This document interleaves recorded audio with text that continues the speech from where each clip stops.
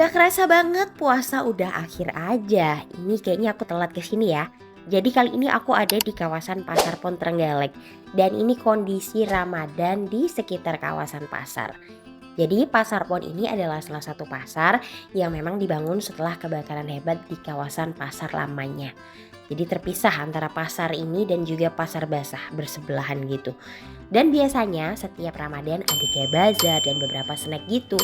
Jadi aku coba cari menu berbuka di sini dan ternyata bukan cuman makanan aja. Di sini ada beberapa tempat orang jualan baju, aksesoris, bahkan ada kayak wahana wisata permainan anak-anak gitu. Dan parkiran sorenya lumayan cukup rame banget, terlebih menjelang untuk berbuka puasa ya. Dan pasar dalamnya itu juga masih buka sampai sore. Jadi kalau mau belanja-belanja kalian bisa langsung ke Pasar Pon. Terlebih mau lebaran, bisa banget beli jajanan di sini. Nah, di sini aku mau beli snack atau tahu lah ya. Ini tahu kayak dalamnya isian ayam dan juga sayuran gitu.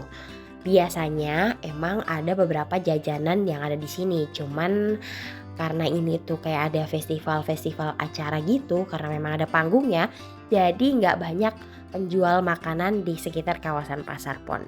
Dan buat kalian yang mau kesini, parkirnya itu gratis, nggak bayar sama sekali. Kita akan lanjut di vlog berikutnya. Dadah!